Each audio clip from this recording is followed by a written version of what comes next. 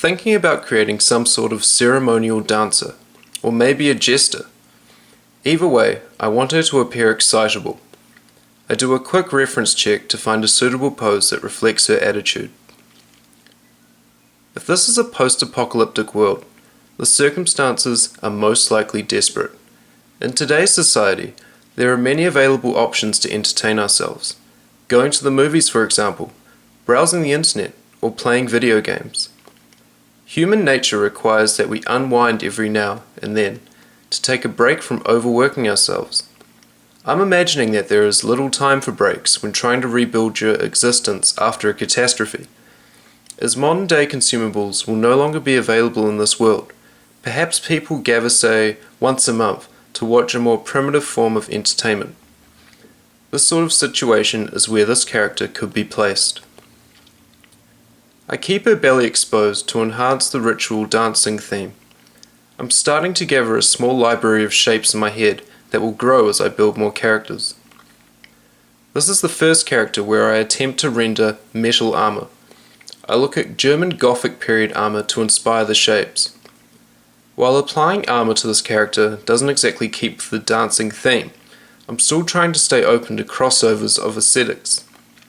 By not constraining myself to what clothes or wearables should be applicable to one scenario, I continue to allow my thoughts to wander on how this character could fit. If the point of my project is to challenge how we read certain signs and symbols, I need to embrace open possibilities. I add a couple of skeletal shapes to her legs. Maybe the ceremony is linked to a sacrifice. As these shapes are not significant parts of the design, could the fact that they are hidden contribute to a narrative? The idea of eluding a main character into thinking they are attending an innocent event, only to find that they are the subject of the night. For this character's role, I'm split between making a seductive character or somebody who's battle-worthy. I realize that these two attributes are not exclusive and research a little into mythical Amazons. Amazons were said to have lived in Pontus, which is part of modern-day Turkey near the shore of the Black Sea. There formed an independent kingdom under the government of a queen named Hippolyte. The Amazons were supposed to have found many towns.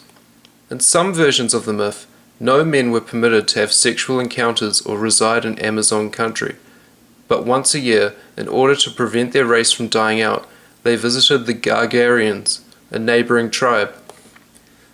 The male children who were the result of these visits were either killed or sent back to their fathers or exposed in the wilderness to fend for themselves. The females were kept and brought up by their mothers, and trained in agricultural pursuits, hunting, and the art of war. From what I gather, these women were ruthless, and only interacted outside their settlements when absolutely required. Tribes I've considered for my narrative have been based around searching for the right person to sacrifice. If these settlements were self-contained, they may only approach outsiders if they want to lure them into their outpost to be killed. Using the Amazon culture as a base model, I could apply their characteristics to my own tribes.